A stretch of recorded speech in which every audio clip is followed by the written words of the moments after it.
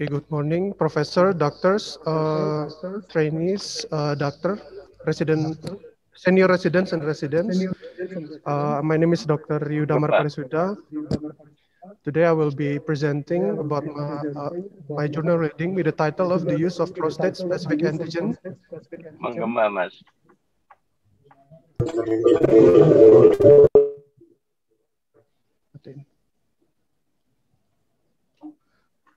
The use of prostate-specific antigen density to predict clinically significant prostate cancer.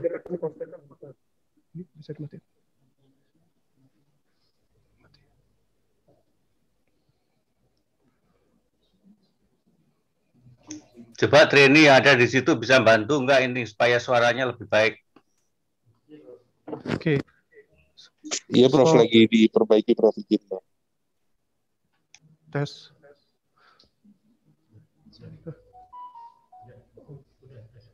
Tes. Tapi ini masuk ke sini jadinya. Oh, ini nggak usah. Oh, siap.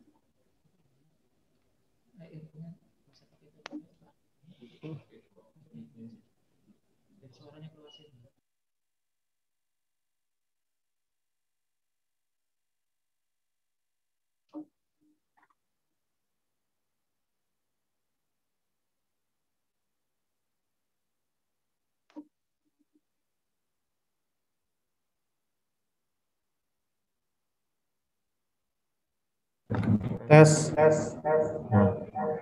Kesini jadi. ekonya itu deket-deketan soalnya.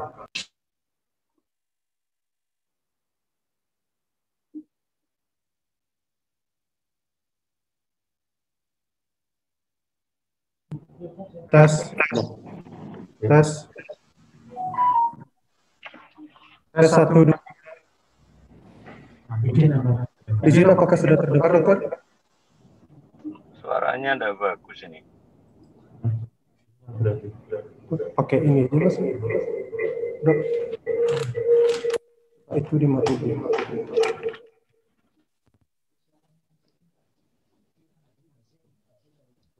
Tes. Coba ini dimatiin dulu. Coba pakai ini aja, dokter. Tes. Biar itu nggak keluar suaranya gimana? Tes. Ya, lah mulai coba. Izin dokter melanjutkan. Ini harus. Udah bisa masuk belum? So the background of this journal, as we all know, prostate cancer is recognized as one of the leading disease in the male population. Emerging role of terdengar? Izin sebelumnya dokter, apakah sudah terdengar? Ya, terdengar, tapi suaranya kurang kencang sedikit. Udah bagus tuh. There is an emerging role of pre-biopsy diagnostic MRI to evaluate potential prostate. Kembali lagi.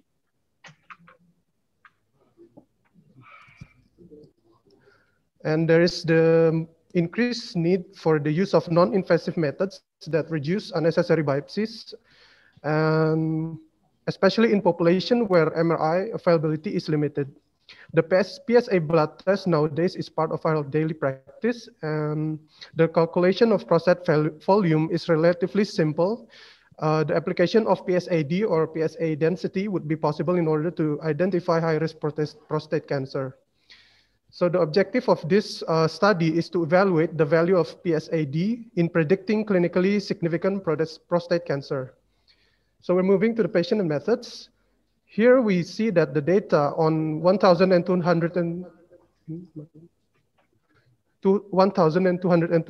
consecutive men who underwent transrectal ultrasonography guided prostate biopsy between January 2014 and December 2018 were retrospectively collected. The inclusion criteria of the study is men with PSA levels of more than 4 nanogram per mils or with abnormal digital rectal examination findings and underwent TRUS-guided by prostate biopsy. The exclusion criteria is if there's a pre-biopsy PSA of more than equal to 20 nanogram per mils.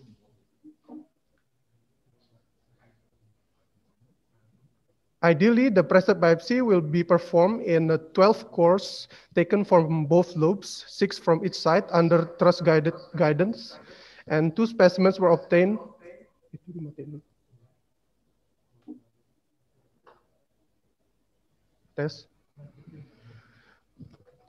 Were obtained from the base of the prostate gland of each side, 2 from the middle of the gland and 2 from the apex. And then if there would be a suspicious lesion noticed on ultrasonography, more cores will be taken. All biopsies were performed only by experienced senior urologists. And since repeat biopsies for the same patients were included in the database, we selected the first available biopsy for each patient performed at our center, and we excluded all repeated biopsies. The biopsy specimens were reviewed by experienced pathologists, and estimated prostate volume was measured by the transrectal ultrasonography. The PSAD was measured in nanograms per mil squared and calculated as PSA divided by the prostate volume. For the statistical analysis, the descriptive statistic of the sample were summarized for the relevant participant characteristics. The student t-test was used for the comparison of the continuous variables. Chi-square and Fisher exact tests were used for comparison of the proportions. Receiver operating characteristic or ROC curve were plotted as sensitivity versus 1 minus specificity for PSA and PSAD for each outcome. And the clinically significant prostate cancer is defined as Gleason score of more than equal to 7, or the ISUP grade, or the International Society of Urological Pathology group 2 or greater. The area under the curve, or AUC, of PSA and PSAD is in predicting clinically significant disease and overall prostate cancer versus no cancer. The Jordan's index, or the sensitivity plus the specificity -1, to determine the optimum cutoff which will be used for the PSAD. The CHAID, or the classification and regression tree, and X-squared automatic interaction detection methods were used to divide the predictors into categories on the basis of the clinically significant cancer detection status. All tests were two-tailed, and statistical significance was defined as p-value of below 0.05. Analysis is performed using the SPSS. And now we're moving to the result sample characteristics. So here from table 1, we can see the sample characteristic of the included studies. Here we see 992 consecutive men with a median age of 66 years who had truss-guided prostate biopsy were included in the study. The median PSA was 26.2 nanogram per mils, and the median prostate volume was 43 mils. The median PSAD was 0.1 nanogram per mils. Prostate adenocarcinoma was diagnosed in 338 men, which is 34%. And men with prostate cancer were slightly older, with a median age of 68 versus 66, with significantly higher mean PSA and PSAD values, but lower mean prostate volume. And if we see from this table, we can see that of the men with cancer, about 50% had clinically significant prostate cancer with an ISUP grade of more than equal to 2, with a Gleason score of more than equal to 7. And here we can see the ROC curve analysis result. We can see the AUC to predict any prostate cancer was 0.6, and for PSA, and then 0.75 for PSAD. We can see that from figure 1A. The highest Jordan index was at PSAD of 0.15 with 70% sensitivity and 70% specificity. The AUC to predict clinically significant prostate cancer was 0.64 for PSA and 0.78 for PSAD, which we can see on figure 1B. The highest Jordan index was at PSAD of 0.2 with 70% sensitivity and 79% specificity. Next, we can see the result of the CHAID decision tree. Here, the methodology was used to create a decision tree where patients with PSAD higher than 0.34 have 56% chance to be diagnosed with clinically significant cancer, while patients with PSAD less than 0.09 have very low probability, 4%, of having clinically significant prostate cancer, when you can see in the table 2. Men with PSAD between 0.19 to 0.34 have 31.5% chance to be diagnosed with clinically significant prostate cancer. The chance of having clinically significant prostate cancer in men with PSAD between 0.09 and 0.19 is relatively low, 8.5%.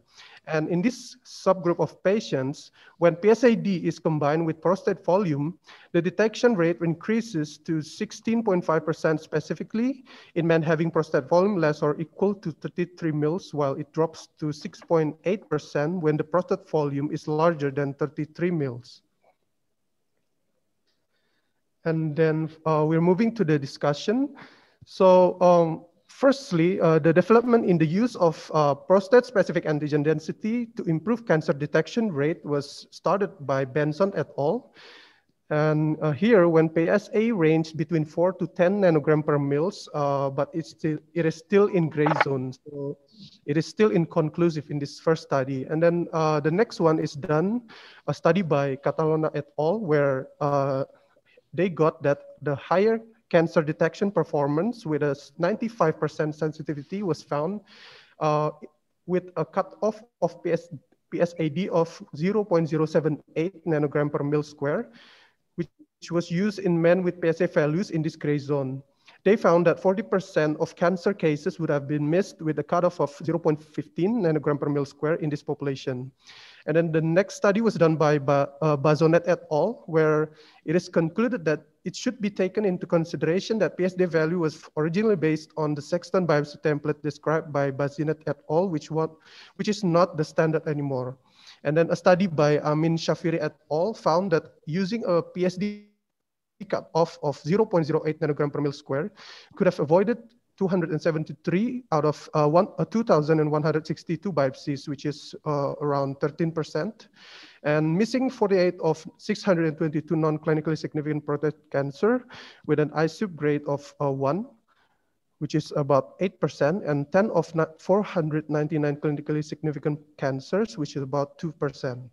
And then the last one was a study by Nordstorm et al., where he concluded that by using PSAD cutoff of 0.1 and 0.15 nanogram per mil square could lead to missed detection rate of 23% and 51% respectively for clinically significant cancers. But when they set up a cutoff point of 0.07 nanogram per mil square, they were able to avoid about 20% of biopsy while missing only about 7% of clinically significant cancers in patients with PSA of 3 nanogram per mil or greater. And so we're moving to the present study. We can see that the performance of the PSA was relatively poor compared with PSAD. Also in this population, a cutoff point of PSAD of 0.15 gave the highest sensitivity of 70% and specificity of 70% for the detection of any prostate cancer, while PSAD of 0.2 gave the highest sensitivity of 70% and specificity of 79% for detection of clinically significant cancer. CHAID methodology was used to make a decision tree and found that a patient with PSAD higher than 0.19 have 30% to 60% chance to be diagnosed with clinically significant cancer, while patients with PSAD less than 0.09 have a very low probability of 4%. Interestingly, the chance of having clinically significant prostate cancer in men with PSAD in gray zone between 0.09 and 0.19 is relatively low, which is 80.5%. And in this subgroup of patients falling in the PSAD gray zone, the detection rate of clinically significant cancer depends on the prostate volume, where if the prostate volume is higher than 33 mils, the detection rate is 6.8%. But on the other hand, when it's smaller than 33 mils, it increases more than twofold, which is about 17%. And the chance of hitting a cancerous lesion is higher in smaller prostate than in larger prostates. The finding of this present study is consistent with those recently described by Ju et al., who evaluated the predictive accuracy of PSAD to detect prostate cancer in various PSA levels. And it should be emphasized that the present cohort include patients with PSA level of below or equal to 20 nanogram per mil. The tendency of PSAD to detect clinically significant prostate cancer have been shown in several clinical scenarios. For instance, in integration of PSAD into active surveillance protocols can be associated with improved enrollment criteria and reduced rate of upgrading and reclassification down to 17.5%. And there are additional commercially available blood tests to help diagnose clinically significant prostate cancer better than PSA, such as 4K score and prostate health index, as well as urine-based tests, including PCA3 and SELECT-MDX. And there's limitations to this study, which is first that this study only includes data specific to one population from one area located in southern of Israel. And therefore, the result may not be extrapolated completely to other populations. Secondly, this is an observational retrospective study, which lacks information on the indication for PSA testing, which limits our conclusions since no prospective data was collected in the study. And the third one, the result should be interpreted with caution since prostate volume was determined only after referral of the patient to trust-guided prostate biopsy, but not for the purpose of calculating prostate volume before the decision on the biopsy has been made. Fourth, it should be emphasized that only PSA and PSAD were used as predictive variables. And last, the study only included individuals with the first biopsy available without data on the repeated biopsy. So the conclusions of this study was first, the PSAD was a better predictor than PSA alone of biopsy outcomes in patients undergoing transrectal prostate biopsy. Second, men with PSAD less than 0.09 nanogram per mil square were unlikely to harbor isubgrade group 2 or greater disease when PSA was below or equal to 20 nanogram per mil.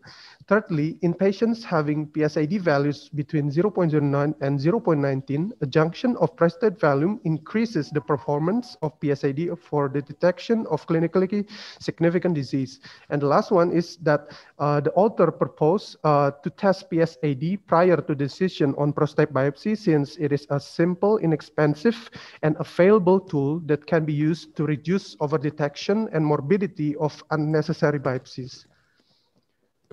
So now we'll be moving to the critical appraisal of the journal. For the section A, are the results of the study valid? So the first question would be, did the study address a clearly focused issue? In my opinion, the answer is yes, because this study focused in assessing the predictive value of prostate-specific antigen density for detection of clinically significant prostate cancer in men undergoing systematic transrectal ultrasound-guided prostate biopsy. And then the second question, was the cohort recruited in an acceptable way?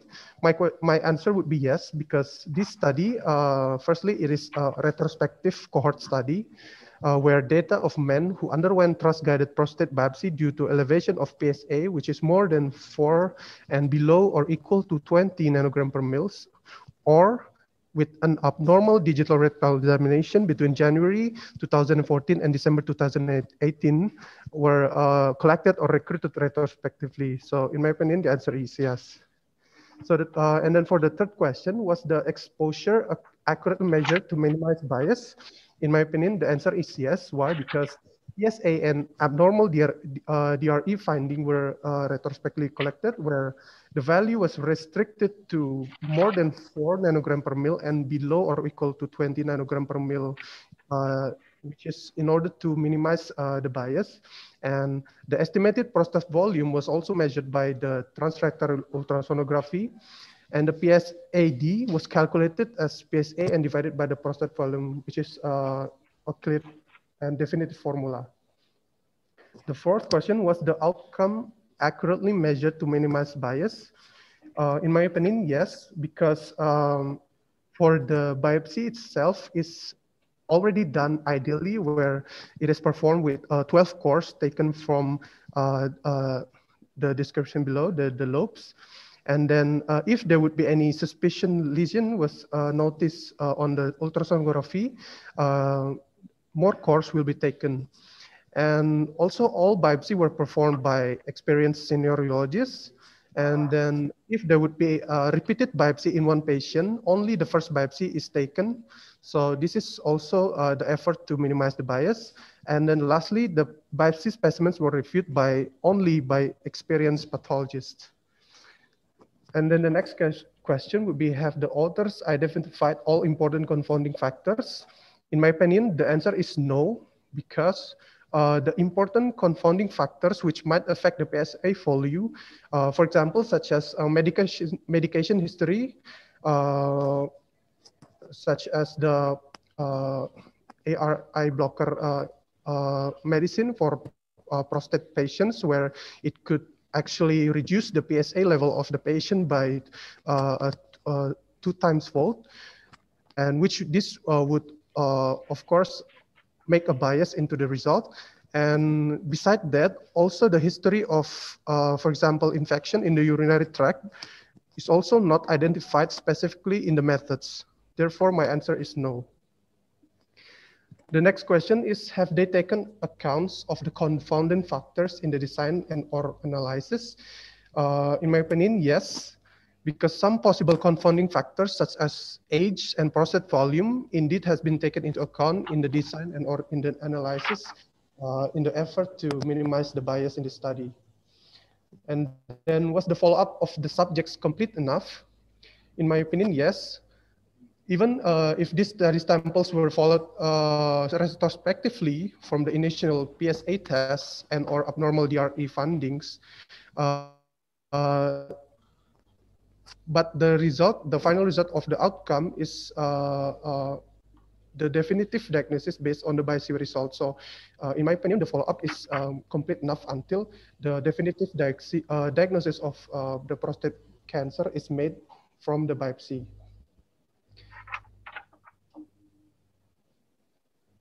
And then is the follow-up of the subject long enough? In my opinion, yes, because even it is retrospectively collected, but since the initial PSA test and DRE findings from the urologist, the patient then is followed until the result of the biopsy is taken, and the final outcome, which is the result of the definitive diagnosis, is made. So in my opinion, the follow-up is long enough. And then the section B, what are the results of this study? So there are 3 important results that's from this study, which the first already mentioned in the conclusion, which is that PSAD was a better predictor than PSA alone of biopsy outcomes in patients undergoing transrectal prostate biopsy. And the second one is men with PSAD less than 0.09 nanogram per mil square were unlikely to harbor isograde group 2 or greater disease when PSA was below or equal to 20 nanogram per mil. And the last one, that in patients having PSAD values between 0.09 and 0.19, a junction of prostate volume increases the performance of PSAD for detection of clinically significant disease. How precise are the results? Overall, in my opinion, I think it's adequately precise, considering the specific detailed limitations, which already presented before in the limitation in the discussions. And though it might be made more precise if more important confounding factors were to be considered in the study design and analysis, which already described, which is the medication history or the infection in the urinary tract history. Do you believe the result? My answer would be yes, because even with all the mentioned limitation of the study, overall, I think the results are believable, considering that this study is adequately well designed and executed. For the section C, will the result help locally? Yes, the answer is yes, because not only it will provide information regarding local clinical characteristic of the sample population, it also gives recommendations on utilization of PSAD testing prior to decision on prostate biopsy. The recommendation might possibly be done since PSAD is a simple, inexpensive, and available tool that can be used to reduce over-detection and morbidity of unnecessary biopsies. Do the result of this study fit with other available evidence? The answer is yes, where it's already discussed in a discussion where the findings of this study are consistent with those recently described by a study by Zhu et al., who evaluated the predictive accuracy of PSAD to detect prostate cancer in 1,290 men with various PSA levels. And the tendency of PSAD to detect clinically significant prostate cancer has been shown in several clinical scenarios by Jin et al. And Ha et al. For instance, the integration of PSAD into active surveillance protocols can be associated with improved enrollment criteria and a reduced rate of upgrading and reclassification down to 17.5%. What are the implications of this study for practice? So there is an implication for this study to practice where the author stated actually explicitly in the conclusion where PSAD testing prior to the decision on prostate biopsy might be done, since it is a simple, inexpensive, and available tool that can be used to reduce overdetection and morbidity of unnecessary biopsies. Thank you. Thank you, doctor. If there will be any comment, it will be a pleasure for me. Thank you.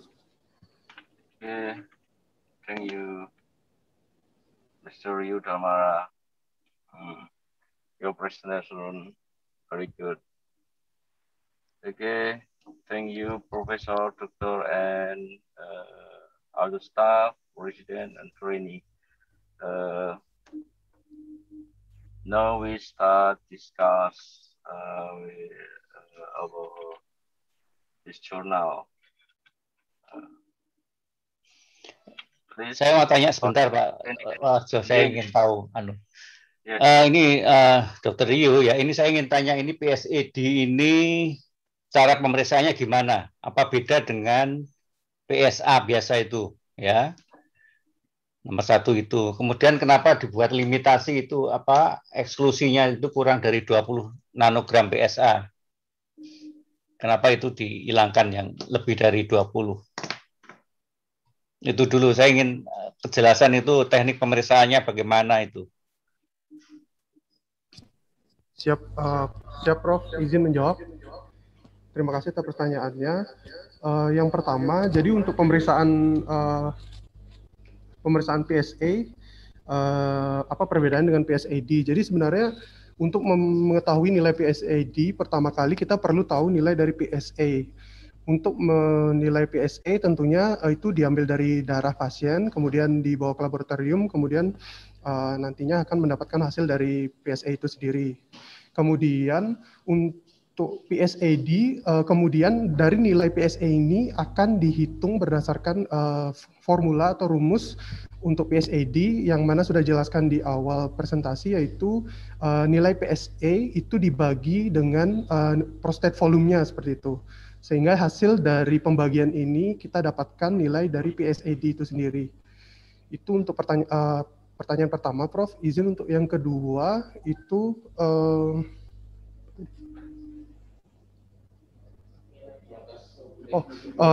untuk batas pada studi ini kenapa untuk exclusion kriterianya dipakai 20 batas atasnya. Di sini yang saya lihat tentunya pertama itu untuk meminimalisasi bias. Kenapa? Karena jika PSA itu kalau yang protokol standar dari secara universal biasanya itu di atas 4, itu sudah di atas 4 dan atau ditemukan abnormal finding dari pemeriksaan colok duburnya, itu sudah indikasi untuk pemeriksaan biopsi seperti itu idealnya. Jadi mungkin di sini menurut saya tidak ada alasan khusus kenapa dipakai 20. Jadi untuk meminimalisasi bias saja seperti itu, Prof, menurut saya, sehingga menghindari misalnya range PSA yang terlalu tinggi, sehingga nantinya power dari hasil penelitian ini lebih kuat seperti itu, Prof, untuk confidence intervalnya. Saya tidak jelas ini. Jawaban ini saya tidak jelas ya. Nanti coba Anda cari itu. Kenapa itu? Ya. Siap, Prof. Itu aja dulu Pak Warjo. Silakan. Terima kasih. Mungkin Dokter Damara, ini sebetulnya memang mungkin dari bagian kami tidak mendalami masalah prostat, ya. Artinya tidak mendalami sampai tahu persis. Cuman yang penting mungkin perlu dijelaskan antara PSED dan PSA itu sebetulnya ini kan untuk memprediksi adanya cancer, ya. Mungkin disederhanakan karena dari presentasi kan slide-nya juga banyak sekali, ya. Mungkin disederhanakan yang bisa dipahami bagi bagian kami. Itu Dokter Damara. Yes, Halo. Siap, Ya. Dokter. Izin untuk disederhanakan. Ya, gimana? Izin untuk pemeriksaan PSA atau prostat spesifik antigen ini itu merupakan suatu pemeriksaan yang biasa dilakukan dalam proses screening awal ataupun untuk diagnosis untuk prostat cancer, di mana untuk nilai normalnya itu biasanya di bawah 4, dokter, sehingga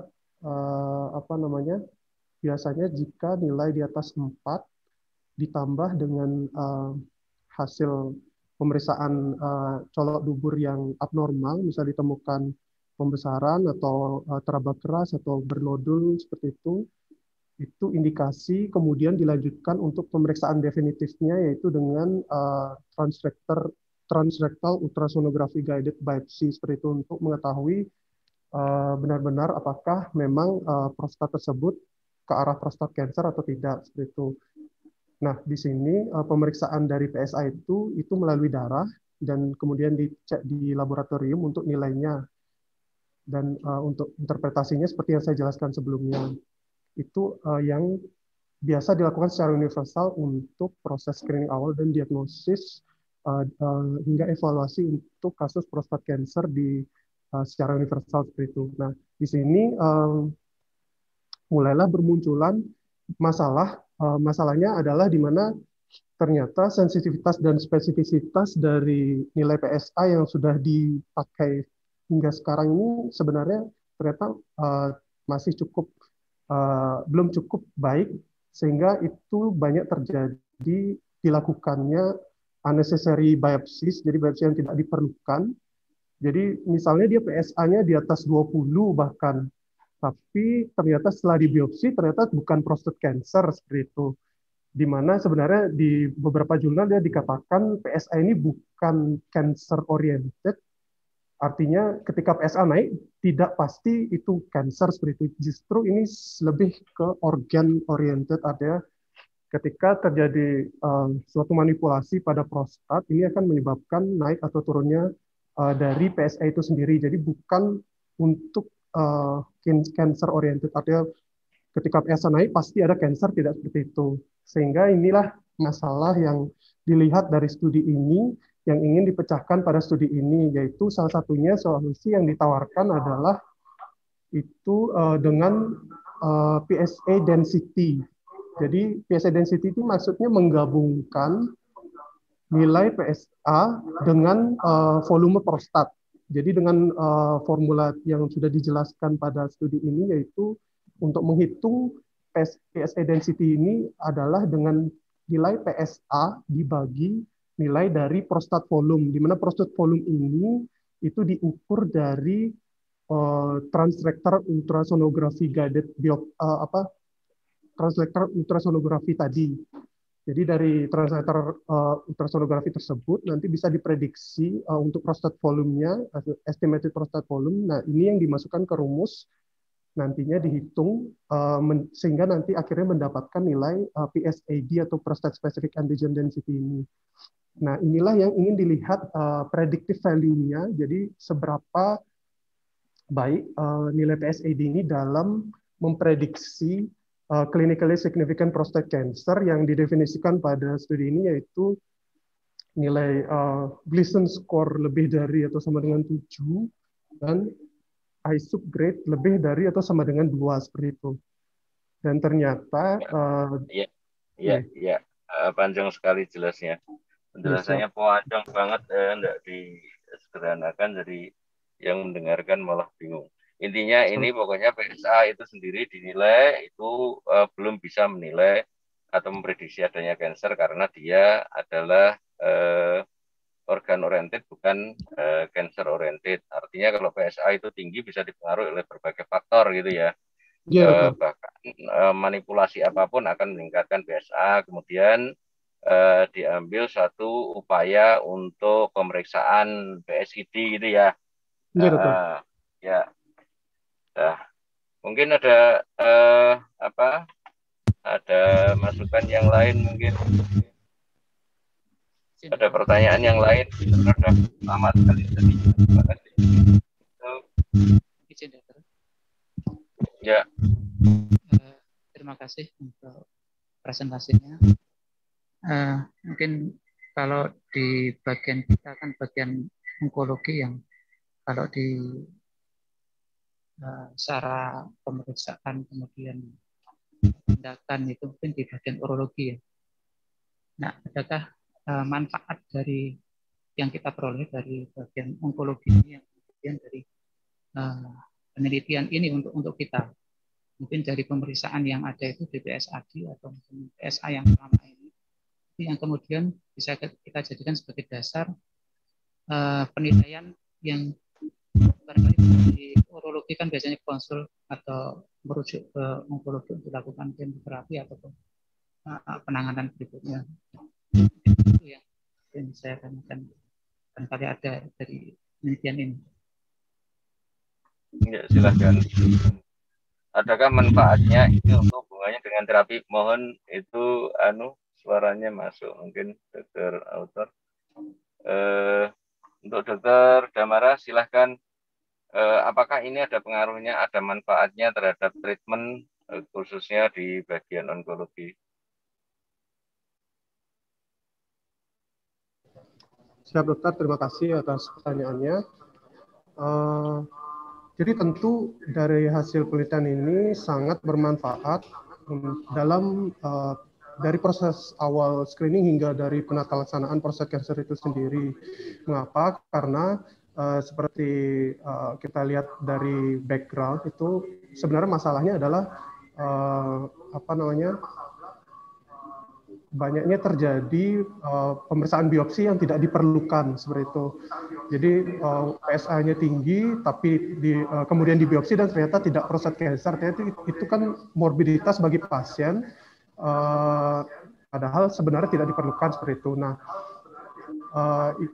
dengan hasil penelitian ini di mana didapatkan ternyata dengan PSAD yang kemudian juga digabungkan dengan nilai prostat volumenya, itu ternyata bisa lebih baik dibandingkan PSA dalam memprediksi apakah pasien itu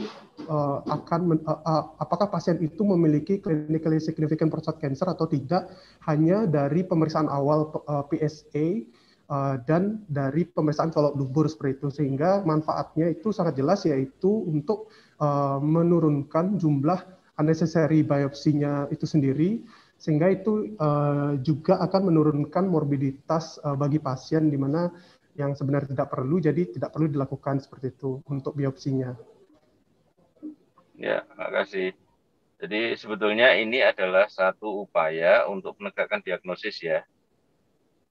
Iya, dokter. Iya, jadi penegakan diagnosis itu nanti berhubungan dengan tindakan atau terapi dari bagian divisi urologi mestinya ya. Iya, dokter. Dr. Autor. Boleh Dr. Lajo? Ya, terima kasih. Jadi Dr. Damara ya? Siap, dokter. Ya, jadi yang saya tangkap ini PSAD ini kan hasil dari perbandingan PSA dibagi dengan volume prostat ya. Ya, tujuan penelitian itu mengurangi biopsi yang sekarang dirasakan over biopsi pada pasien-pasien yang diduga sebagai prostat cancer gitu ya. Jadi ini suatu diagnostik ya. Bisa ditayangkan yang kurva ROC tadi. Pada jurnal ada kurva ROC. Iya, dokter.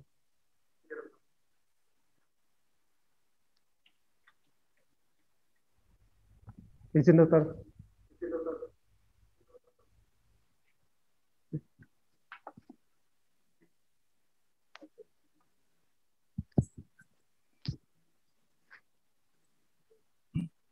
Iya, ini kan membandingkan antara ini ya, PSA dan PSAD ya. Oke, benar, dokter. Ya, hasilnya bagaimana ini? Nah, jadi hasilnya di sini untuk ROC curve analysis tentunya pertama dilihat area under the curve-nya. Jadi seberapa curve-nya ini mendekati ke poin kiri atas. Jadi semakin dia mendekati ke kiri atas itu artinya sensitivity dan specificity-nya semakin tinggi. Nah, bisa dilihat untuk yang PSA dan PSAD di sini ada dua garis, ada yang warna merah dan warna biru. Nah, seperti yang saya bilang tadi, yang mana yang semakin mendekati ke arah kiri atas itu adalah dengan sensitivity dan sensitivity lebih tinggi. Oke, sudah jelas ya. Jadi PSAD dari kurva ini lebih baik dari PSA gitu ya? Ya, benar, dokter. Ya, oke. Ya, terima kasih, itu saja. Matur nuwun, Dr. Warjo. Matur nuwun, Dr. Kunta. Mungkin Dr. Damara tadi yang pertanyaan Prof. Teguh yang mungkin perlu dicari itu tadi. Kenapa batasan itu yang dipakai dan dasarnya apa? Ya. Siap, dokter. Ya, itu yang dicari yang mungkin perlu diselipkan dari kalau ada pertemuan nanti bisa disampaikan bahwa alasannya adalah ini. Gitu ya. Siap, itu sebagai PR seperti yang tadi. Ya. Mungkin ada yang lain? Ya. Ini jenis penelitian apa ya, dokter? Monggo, Dr. Atanto nih ya. Ini jenis penelitian apa?